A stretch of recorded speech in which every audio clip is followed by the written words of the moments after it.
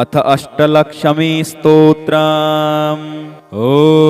सुमनसवन्दित सुन्दरि माधवी चन्द्रसहोदरि हेममये मुनिगणमण्डित मोक्षप्रदायिनि मञ्जुलभासिनि वेदनुते पंकजवासिनि देवसुपूजित सद्गुणवर्षिणि शान्तियुते जय जय हे मधुसूदन कामिनि आदिलक्ष्मी सदा पालय माम्।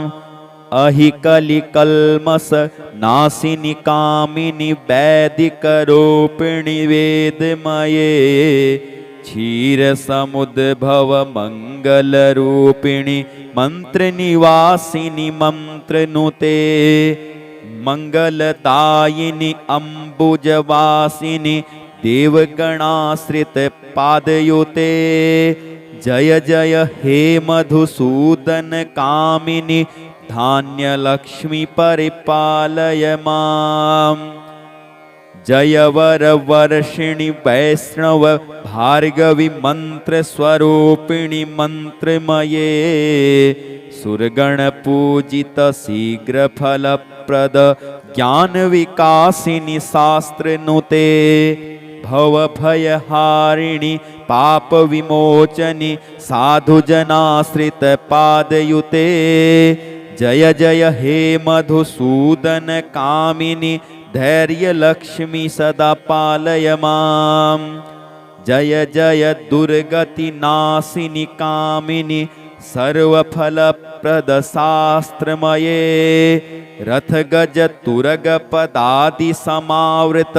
परिजन मण्डित लोकनुते हरिहर ब्रह्म सुपूजित सेवित तापनिवारिणि पादयुते जय जय हे मधुसूदन कामिनि गजलक्ष्मी रूपेण पालय माम्। अहि खगवाहिनि मोहिनि चक्रिणि रागविवर्धिनि ज्ञानमये गुणगण बारिधि लोकहितैषिणि स्वर सप्तभूषित गाननुते सकल सुरासुर देव मुनीश्वर मानववन्दित पादयुते जय जय हे मधुसूदन कामिनि संतान लक्ष्मी त्वं पालय माम्।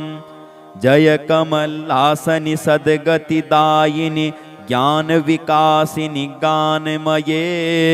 अनुदिनमर्चित कुङ्कुमधूसर भूषित वासित वाद्यनुते कनकधरा स्तुति वैभव वंदित शंकर देशिक मान्यपदे जय जय हे मधुसूदन कामिनि विजय लक्ष्मी सदा पालय माम्। प्रणत सुरेश्वरि भारती भार्गवी शोक विनाशनि रत्नमये मणिमय भूषित कर्ण विभूषण शांति समावृत हास्य मुखे नवनिधिदायिनि कलिमल हारिणि कामित फलप्रद हस्तयुते जय जय हे मधुसूदन कामिनि विद्यालक्ष्मी सदा पालय माम्। धिमि धिमि धिं धिमि धिं धिमि धिं धिमि दुन्दुविनाद सुपूर्णमये घुम घुम घुं घुम घुं घुम घुं घुम शङ्खनिनाद सुवाद्यनुते वेद पुराण इतिहास सुपूजित वैदिक मार्ग प्रदर्शयुते जय जय हे मधुसूदन कामिनि धनलक्ष्मी रूपेण पालय माम्। अथ श्री सूक्तम्। ॐ हिरण्यवर्णां हरणीं सुवर्णरजतस्रजां चन्द्रां हिरण्यमयीं लक्ष्मीं जातवेदो मावह ताम् आवह जातवेदो लक्ष्मीमनपगामिनीं यस्यां हिरण्यं विन्देयं गामस्वं पुरुषानः अस्तु पूर्वारथं मध्याम् हस्तिनाद प्रबोधिनीं श्रियं देवीमुपहवे श्रीर्मां देवी जुखताम् कांसोऽस्मितां हिरण्यप्राकाराम् आर्द्रां ज्वलन्तीं तृप्तां तर्पयन्तीं पद्मे स्थितां पद्मवर्णां तामियोपहवे श्रियम् चन्द्रां प्रभासां यशसा ज्वलन्तीं श्रियं लोके देवि जुष्टामुदारां तां पद्मिनीमिं शरणमहं प्रपद्ये अलक्ष्मीर्मे नश्यतां त्वां वृणे आदित्यवर्णे तपसोऽधिजातो वनस्पतिस्तौ वृक्षोत बिल्वः तस्य फलानि तपसानुदन्तु मायान्तरायास्य बाह्या अलक्ष्मीः उपैतु मां देवसखः कीर्तिश्च मणिना सह प्रादुर्भूतोऽस्मि राष्ट्रेऽस्मिन् कीर्तिं वृद्धिं ददातु मे च्युत्पिपासामलां ज्येष्ठामलक्ष्मीं नाशयाम्यहम् अभूतिमसमृद्धिं च सर्वान् निर्णुद मे गृहात् गन्धं द्वारां दुराधरसां नित्यपुष्टां करीषिणीम् ईश्वरीं सर्वभूतानां तामियोपहवे श्रियम् मनसः काममाकूतिं वाचः सत्यमसीमहि पशूनां रूपमन्नस्य मयि श्रीः श्रियतां यशः कर्दमेन प्रजाभूता मयि शम्भव कर्दम श्रियं वासय मे कुले मातरं पद्ममालिनीम् आपः सृजन्तु स्निग्धानि चिक्लीतवस मे गृहे निचदेवी मातरं श्रियं वासय मे कुले आर्द्रां पुष्करणीं पुष्टिं पिङ्गलां पद्ममालिनीं चन्द्रां हिरण्यमयीं लक्ष्मीं जातवेदो म आवह आर्द्रां यः करणीं यष्टिं सुवर्णां हेममालिनीं सूर्यां हिरण्यमयीं लक्ष्मीं जातवेदो म आवह ताम् आवह जातवेदो लक्ष्मीमनपगामिनीं यस्यां हिरण्यं प्रभूतं गावो दास्यो अश्वान् विन्देयं पुरुषानः यः शुचिप्रियतो भूत्वा जुह्यादाज्यमन्वहं सूक्तं पञ्चदशर्चं च श्रीकामः सततं जपेत् ॐ श्री महालक्ष्म्यै नमः। अथ अष्टलक्ष्मी स्तोत्रम्। ॐ सुमनसवन्दित सुन्दरि माधवी चन्द्रसहोदरि हेममये मुनिगणमण्डित मोक्षप्रदायिनि मञ्जुलभासिनि वेदनुते पंकजवासिनि देवसुपूजित सद्गुणवरसिणि शान्तियुते जय जय हे मधुसूदन कामिनि आदिलक्ष्मी सदा पालय माम् अहि कलिकल्मष नासिनि कामिनि वैदिकरूपिणि वेदमये क्षीरसमुद्भव मङ्गलरूपिणि मन्त्रनिवासिनि मन्त्रनुते मङ्गलदायिनि अम्बुजवासिनि देवगणाश्रितपादयुते जय जय हे मधुसूदन कामिनि धान्यलक्ष्मी परिपालय माम् जय वरवर्षिणि वैष्णव भार्गवी मन्त्रस्वरूपिणि मन्त्रमये सुरगणपूजित शीघ्रफलप्रद ज्ञानविकासिनि शास्त्रनुते भवभयहारिणि पापविमोचनि साधुजनाश्रितपादयुते जय जय हे मधुसूदन कामिनि धैर्यलक्ष्मी सदा पालय माम् जय जय दुर्गतिनाशिनि कामिनि सर्वफलप्रद शास्त्रमये रथगजतुरगपदादि समावृत परिजनमण्डितलोकनुते हरिहर ब्रह्म सुपूजित सेवित तापनिवारिणि पादयुते जय जय हे मधुसूदन कामिनि गजलक्ष्मी रूपेण पालय माम् अहि खगवाहिनि मोहिनि चक्रिणि रागविवर्धिनि ज्ञानमये गुणगण बारिधि लोकहितैषिणि स्वर सप्तभूषित गाननुते सकल सुरासुर देव मुनीश्वर मानव वंदित पादयुते जय जय हे मधुसूदन कामिनि संतान लक्ष्मी त्वं पालय माम् जय कमलासनि सद्गतिदायिनि ज्ञान विकासिनि गानमये अनुदिनमर्चित कुङ्कुमधूषर भूषित वाषित वाद्यनुते कनकधरा स्तुति वैभव वंदित शंकर देशिक मान्यपदे जय जय हे मधुसूदन कामिनि विजय लक्ष्मी सदा पालय माम् प्रणत सुरेश्वरि भारती भार्गवी शोक विनाशनि रत्नमये मणिमय भूषित कर्ण विभूषण शांति समावृत हास्य मुखे नवनिधिदायिनि कलिमलहारिणि कामित फलप्रद हस्तयुते जय जय हे मधुसूदन कामिनि विद्यालक्ष्मी सदा पालय माम् धिमि धिमि धिन् धिमि धिन् धिमि धिन् धिमि दुन्दुविनाद सुपूर्णमये घुम घुम घुं घुम घुं घुम घुं घुम शङ्खनिनाद सुवाद्यनुते वेद पुराण इतिहास सुपूजित वैदिक मार्ग प्रदर्शयुते जय जय हे मधुसूदन कामिनि धनलक्ष्मी रूपेण पालय माम्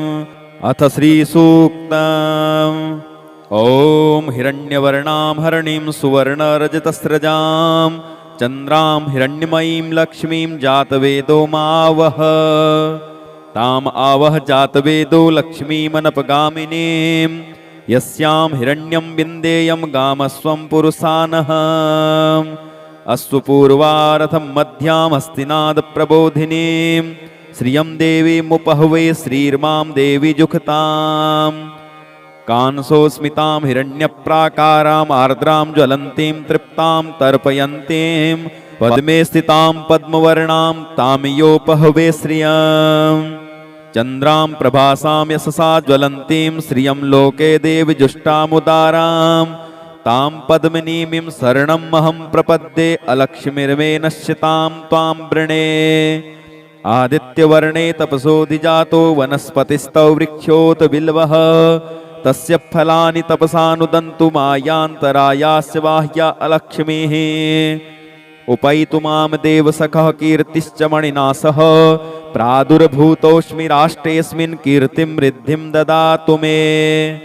च्युत्पिपासामलां ज्येष्ठामलक्ष्मीं नाशयाम्यहम् अभूतिमसमृद्धिं च सर्वान् निर्णुदमेग्रहात् गन्धं द्वारां दुराधरसां नित्यपुष्टां करीषिणीम् ईश्वरीं सर्वभूतानां तामियोपहवे श्रियम् मनसः काममाकूतिं वाचः सत्यमसीमहि पशूनां रूपमन्नस्य मयि श्रीः श्रियतां यशः कर्दमेन प्रजाभूता मयि शम्भव कर्दम श्रियं वासय मे कुले मातरं पद्ममालिनीम् आपः सृजन्तु स्निग्धानि चिक्लीतवस मे गृहे निजदेवी मातरं श्रियं वासय मे कुले आर्द्रां पुष्करणीं पुष्टिं पिङ्गलां पद्ममालिनीं चन्द्रां हिरण्यमयीं लक्ष्मीं जातवेदो म आवह आर्द्रां यः करणीं यष्टिं सुवर्णां हेममालिनीं सूर्यां हिरण्यमयीं लक्ष्मीं जातवेदो म आवह ताम् आवह जातवेदो लक्ष्मीमनपगामिनीं यस्यां हिरण्यं प्रभूतं गावो दास्यो अस्वान् विन्देयं पुरुषानः यः शुचिप्रियतो भूत्वा जुह्यादाज्यमन्वहं सूक्तं पञ्चदशर्चं च श्रीकामः सततं जपेत् ॐ श्री महालक्ष्म्यै नमः अथ अष्टलक्ष्मी स्तोत्रम् ॐ सुमनसवन्दित सुन्दरि माधवी चन्द्रसहोदरि हेममये मुनिगणमण्डित मोक्षप्रदायिनि मञ्जुलभासिनि वेदनुते पंकजवासिनि देवसुपूजित सद्गुणवरसिणि शान्तियुते जय जय हे मधुसूदन कामिनि आदिलक्ष्मी सदा पालय माम् अहि कलिकल्मष नासिनि कामिनि वैदिकरूपिणि वेदमये क्षीरसमुद्भव मङ्गलरूपिणि मन्त्रनिवासिनि मन्त्रनुते मङ्गलदायिनि अम्बुजवासिनि देवगणाश्रितपादयुते जय जय हे मधुसूदन कामिनि धान्यलक्ष्मी परिपालय माम् जय वरवर्षिणि वैष्णव भार्गवी मन्त्रस्वरूपिणि मन्त्रमये सुरगणपूजित शीघ्रफलप्रद ज्ञानविकासिनि शास्त्रनुते भवभयहारिणि पापविमोचनि साधुजनाश्रितपादयुते जय जय हे मधुसूदन कामिनि धैर्यलक्ष्मी सदा पालय माम् जय जय दुर्गतिनाशिनि कामिनि सर्वफलप्रदशास्त्रमये रथगजतुरगपदादिसमावृत परिजनमण्डितलोकनुते हरिहर ब्रह्म सुपूजित सेवित तापनिवारिणि पादयुते जय जय हे मधुसूदन कामिनि गजलक्ष्मी रूपेण पालय माम् अहि खगवाहिनि मोहिनि चक्रिणि रागविवर्धिनि ज्ञानमये गुणगण बारिधि लोकहितैषिणि स्वर सप्तभूषित गाननुते सकल सुरासुर देव मुनीश्वर मानव वंदित पादयुते जय जय हे मधुसूदन कामिनि संतान लक्ष्मी त्वं पालय माम्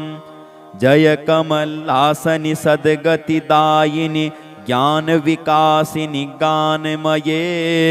अनुदिनमर्चित कुंकुमधूषर भूषित वाशित वाद्यनुते कनकधरास्तुति वैभव वंदित शंकर देशिक मान्यपदे जय जय हे मधुसूदन कामिनि विजयलक्ष्मी सदा पालय माम् प्रणत सुरेश्वरि भारती भार्गवी शोकविनाशनि रत्नमये मणिमय भूषित कर्णविभूषण शांति समावृत हास्य मुखे नवनिधिदायिनि कलिमलहारिणि कामित फलप्रद हस्तयुते जय जय हे मधुसूदन कामिनि विद्यालक्ष्मी सदा पालय माम् धिमि धिमि धिन् धिमि धिन् धिमि धिन् धिमि दुन्दुविनाद सुपूर्णमये घुम घुम घुं घुम घुं घुम घुं घुम शंखनिनाद सुवाद्यनुते वेद पुराणेतिहास सुपूजित वैदिक मार्ग प्रदर्शयुते जय जय हे मधुसूदन कामिनि धनलक्ष्मी रूपेण पालय माम् अथ श्री सूक्तम् ॐ हिरण्यवर्णां हरणीं सुवर्णरजतस्रजां चन्द्रां हिरण्यमयीं लक्ष्मीं जातवेदो मावह ताम् आवह जातवेदो लक्ष्मीमनपगामिनीं यस्यां हिरण्यं विन्देयं गामस्वं पुरुषानः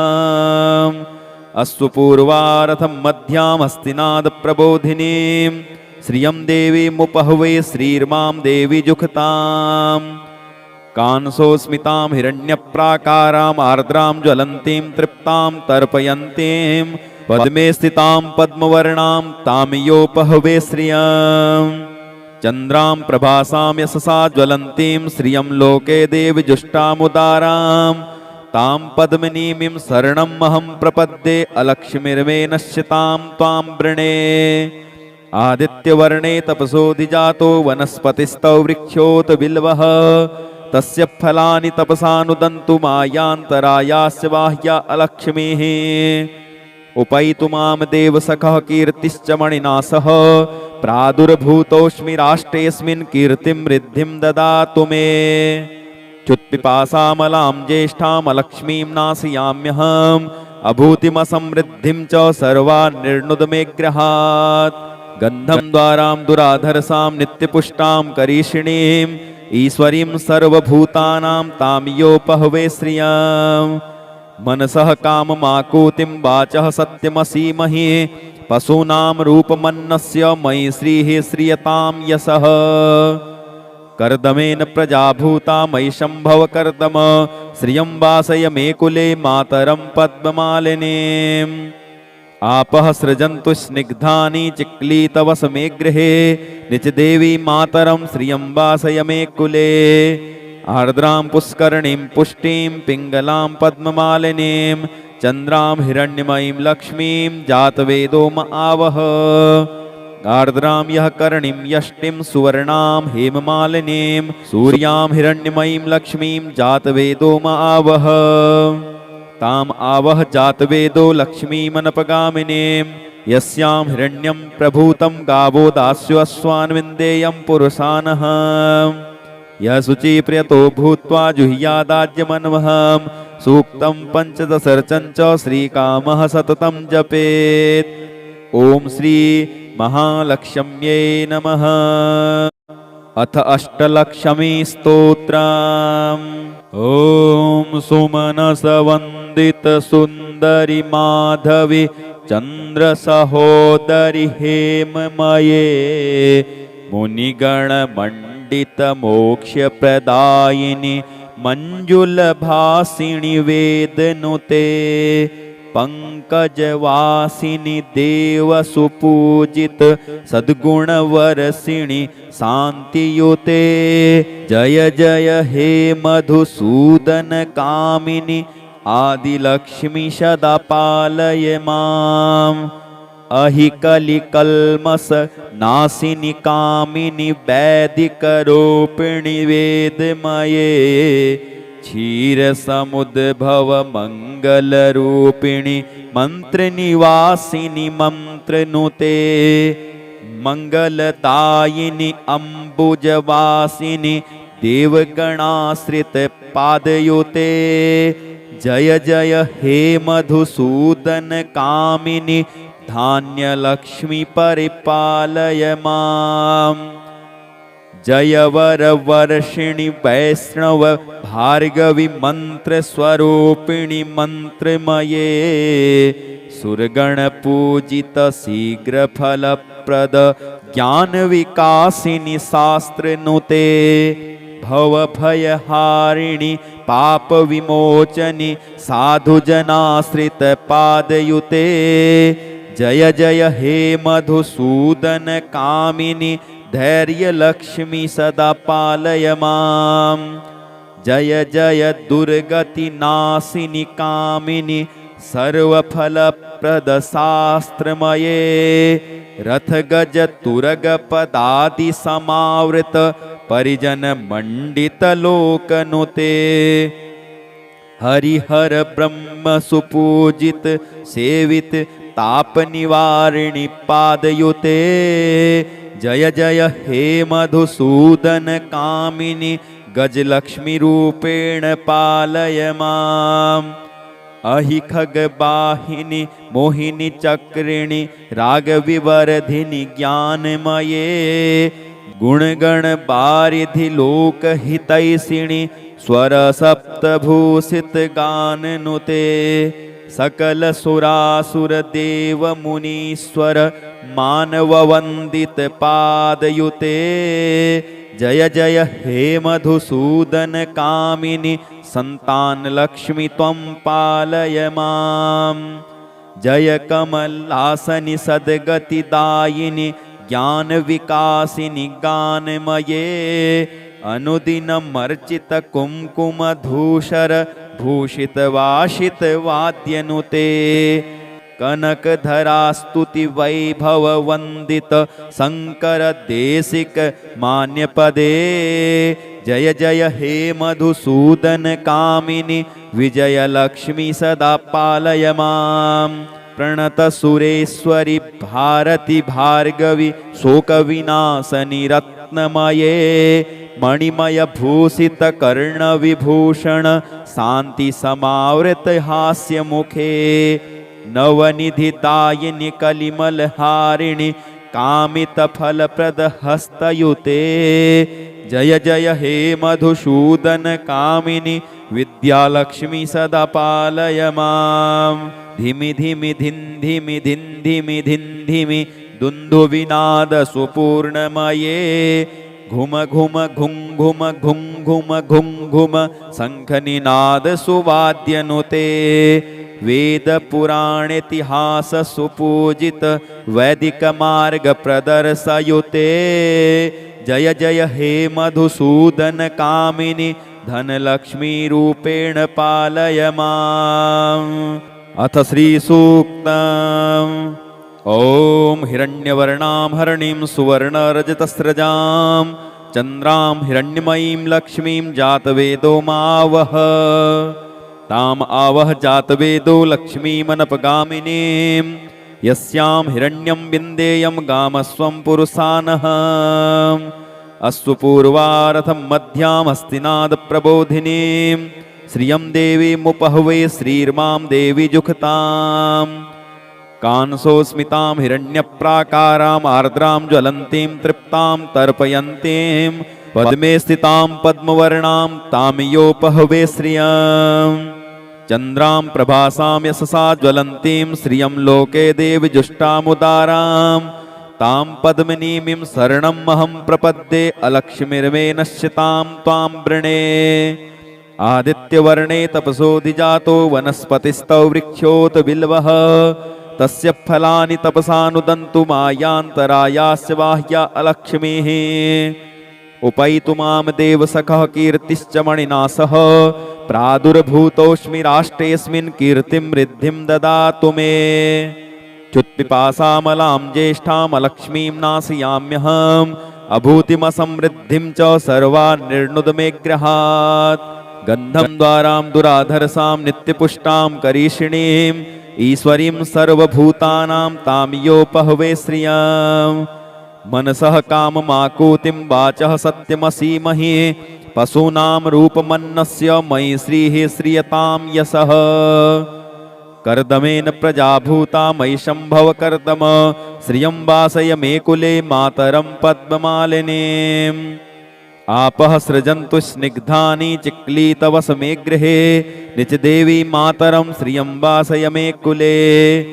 आर्द्रां पुष्करणीं पुष्टिं पिङ्गलां पद्ममालिनीं चन्द्रां हिरण्यमयीं लक्ष्मीं जातवेदो म आवह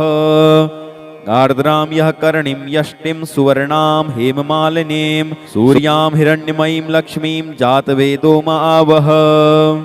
ताम् आवह जातवेदो लक्ष्मीमनपगामिनीं यस्यां हिरण्यं प्रभूतं गावो दास्यो अश्वान् विन्देयं पुरुषानः यः शुचिप्रियतो भूत्वा जुह्यादाज्यमन्वहं सूक्तं पञ्चदशर्चं च श्रीकामः सततं जपेत् ॐ श्री महालक्ष्म्यै नमः। अथ अष्टलक्ष्मी स्तोत्रम्। ॐ सुमनसवन्दित सुन्दरि माधवि चन्द्रसहोदरि हेममये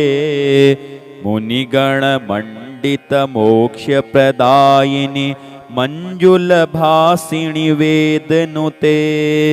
पंकजवासिनि देवसुपूजित सद्गुणवरसिणि शान्तियुते जय जय हे मधुसूदन कामिनि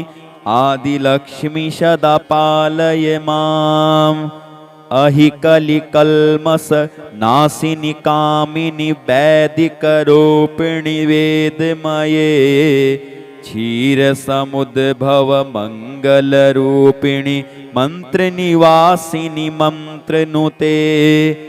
मङ्गलदायिनि अम्बुजवासिनि देवगणाश्रित पादयुते जय जय हे मधुसूदन कामिनि धान्यलक्ष्मी परिपालय माम् जय वर वर्षिणि वैष्णव भार्गवी मंत्र स्वरूपिणि मंत्रमये सुरगण पूजित शीघ्र फलप्रद ज्ञान विकासिनी शास्त्र नुते भव भयहारिणि पाप विमोचनि साधु जनाश्रित पादयुते जय जय हे मधुसूदन कामिनी धैर्य लक्ष्मी सदा पालय मां जय जय दुर्गति नाशिनी कामिनी सर्वफलप्रद शास्त्रमये रथ गज तुरग पदादि समावृत परिजन मंडित लोकनुते हरिहर ब्रह्म सुपूजित सेवित ताप निवारिणि पादयुते जय जय हे मधुसूदन कामिनी गजलक्ष्मी रूपेण पालय माम्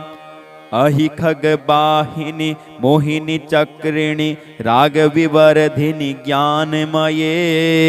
गुणगण बारिधि लोकहितैषिणि स्वर सप्तभूषित गाननुते सकल सुरासुर देव मुनीश्वर मानव वंदित पादयुते जय जय हे मधुसूदन कामिनी संतान लक्ष्मी त्वं पालय माम् जय कमलासनि सद्गतिदायिनि ज्ञान विकासिनि गानमये अनुदिनमर्चित कुंकुम धूषर भूषित वाशित वाद्यनुते कनकधरा स्तुति वैभव वंदित शंकर देशिक मान्य पदे जय जय हे मधुसूदन कामिनी विजय लक्ष्मी सदा पालय माम् प्रणत सुरेश्वरी भारती भार्गवी शोक विनाशनी रत्नमये मणिमय भूषित कर्ण विभूषण शांति समावृत हास्य मुखे नवनिधिदायिनि कलिमल हारिणि कामित फलप्रद हस्तयुते जय जय हे मधुसूदन कामिनी विद्यालक्ष्मी सदा पालय माम् धिमि धिमि धिन् धिमि धिन् धिमि धिन् धिमि दुन्दुविनाद सुपूर्णमये घुम घुम घुं घुम घुं घुम घुं घुम शंखनिनाद सुवाद्यनुते वेद पुराण इतिहास सुपूजित वैदिक मार्ग प्रदर्शयुते जय जय हे मधुसूदन कामिनी धनलक्ष्मी रूपेण पालय माम् अथ श्री सूक्तम् ओम हिरण्यवर्णां हरणीं सुवर्णरजतस्रजां चन्द्रां हिरण्यमयीं लक्ष्मीं जातवेदो मावह ताम आवह जातवेदो लक्ष्मीमनपगामिनीं यस्यां हिरण्यं विन्देयं गामस्वं पुरुषानः अस्तु पूर्वारथं मध्यां हस्तिनाद प्रबोधिनीं श्रियं देवीमुपहवे श्रीर्मां देवी जुखताम् कांसोस्मितां हिरण्यप्राकाराम् आर्द्रां ज्वलन्तीं तृप्तां तर्पयन्तीं पद्मे स्थितां पद्मवर्णां तामियोपहवे श्रियं चन्द्रां प्रभासां यशसा ज्वलन्तीं श्रियं लोके देवी जुष्टामुदारां तां पद्मिनीमिं शरणमहं प्रपद्ये अलक्ष्मीर्मे नश्यतां त्वां वृणे आदित्यवर्णे तपसोऽधिजातो वनस्पतिस्तौ वृक्षोत बिल्वः तस्य फलानि तपसानुदन्तु मायान्तरायास्य बाह्या अलक्ष्मीः उपैतु मां देवसखः कीर्तिश्च मणिना सह प्रादुर्भूतोऽस्मि राष्ट्रेऽस्मिन् कीर्तिं वृद्धिं ददातु मे च्युत्पिपासामलां ज्येष्ठामलक्ष्मीं नाशयाम्यहम् अभूतिमसमृद्धिं च सर्वान् निर्णुद मे गृहात् गन्धं द्वारां दुराधरसां नित्यपुष्टां करीषिणीं ईश्वरीं सर्वभूतानां तामियोपहवे श्रियं मनसः काममाकूतिं वाचः सत्यमसीमहि पशूनां रूपमन्नस्य मयि श्रीः श्रियतां यशः कर्दमेन प्रजाभूता मयि शम्भव कर्दम श्रियं वासय मे कुले मातरं पद्ममालिनीं आपः सृजन्तु स्निग्धानि चिक्लीतवस मे गृहे निजदेवी मातरं श्रियं वासय मे कुले आर्द्रां पुष्करणीं पुष्टिं पिङ्गलां पद्ममालिनीं चन्द्रां हिरण्यमयीं लक्ष्मीं जातवेदो म आवह आर्द्रां यः करणीं यष्टिं सुवर्णां हेममालिनीं सूर्यां हिरण्यमयीं लक्ष्मीं जातवेदो म आवह ताम आवह जातवेदो लक्ष्मीमनपगामिनीं यस्यां हिरण्यं प्रभूतं गावो दास्योऽस्वान्विन्देयं पुरुषानः यः शुचिप्रियतो भूत्वा जुह्यादाज्यमन्वहं सूक्तं पञ्चदशर्चं च श्रीकामः सततं जपेत्। ॐ श्री महालक्ष्म्यै नमः। अथ अष्टलक्ष्मी स्तोत्रम्। ॐ सुमनसवन्दित सुन्दरि माधवी चन्द्रसहोदरि हेममये मुनिगणमण्डित मोक्षप्रदायिनि मञ्जुलभासिनि वेदनुते पंकजवासिनि देवसुपूजित सद्गुणवरसिणि शान्तियुते जय जय हे मधुसूदन कामिनि आदिलक्ष्मी सदा पालय माम्।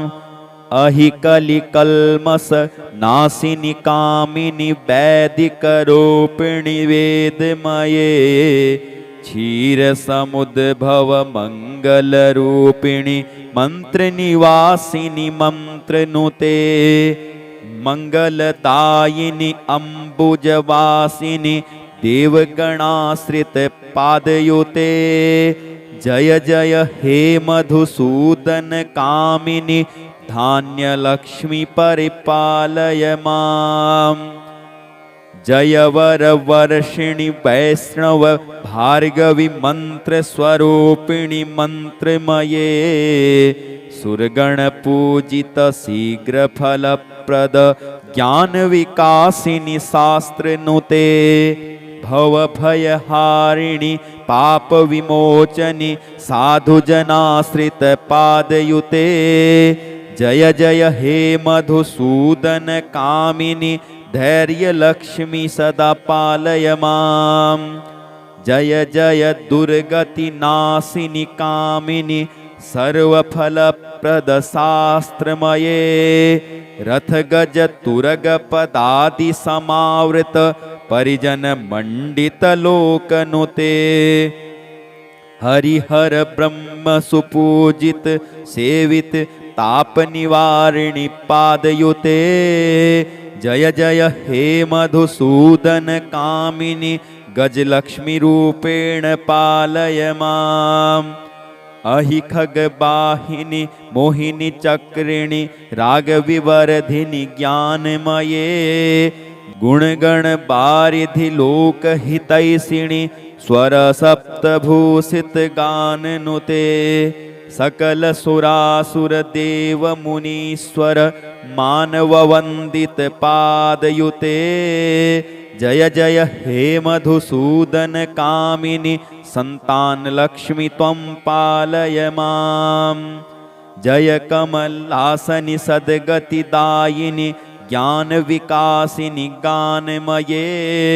अनुदिनमर्चित कुंकुम धूषर भूषित वाशित वाद्यनुते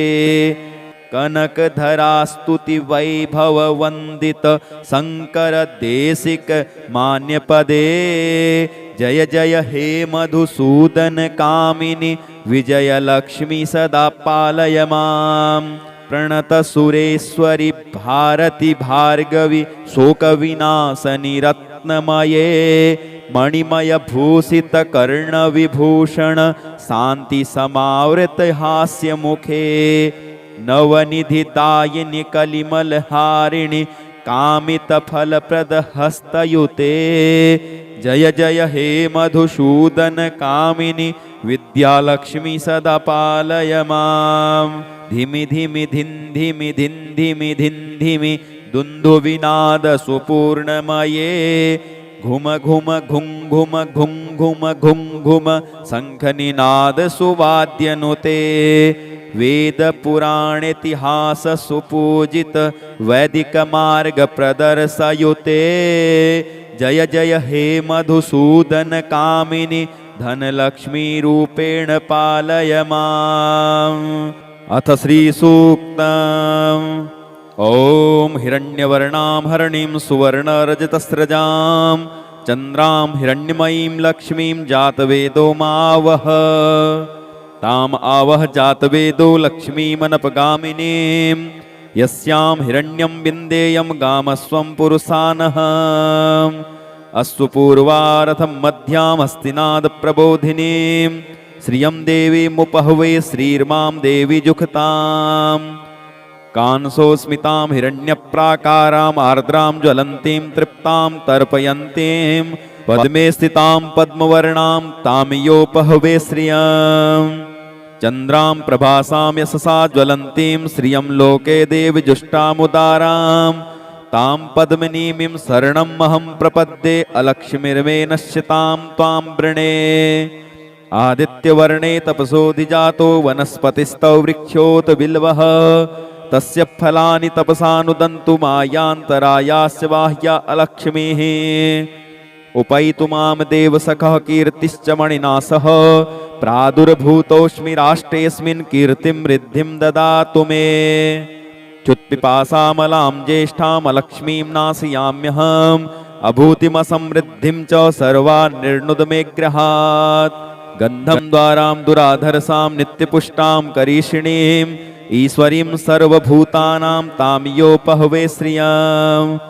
मनसः काममाकूतिं वाचः सत्यमसीमहि पशूनां रूपमन्नस्य मयि श्रीः श्रियतां यशः। कर्दमेन प्रजाभूता मयि शम्भव कर्दम श्रियं वासय मे कुले मातरं पद्ममालिनीम्। आपः सृजन्तु स्निग्धानि चिक्लीतवस मे गृहे निचदेवी मातरं श्रियं वासय मे कुले। आर्द्रां पुष्करणीं पुष्टिं पिङ्गलां पद्ममालिनीं चन्द्रां हिरण्यमयीं लक्ष्मीं जातवेदो म आवह। आर्द्रां यः करणीं यष्टिं सुवर्णां हेममालिनीं सूर्यां हिरण्यमयीं लक्ष्मीं जातवेदो म आवह। ताम् आवह जातवेदो लक्ष्मीमनपगामिनीं यस्यां हिरण्यं प्रभूतं गावो दास्यो अश्वान् विन्देयं पुरुषानः। यः शुचिप्रियतो भूत्वा जुह्यादाज्यमन्वहं सूक्तं पञ्चदशर्चं च श्रीकामः सततं जपेत्। ॐ श्री महालक्ष्म्यै नमः।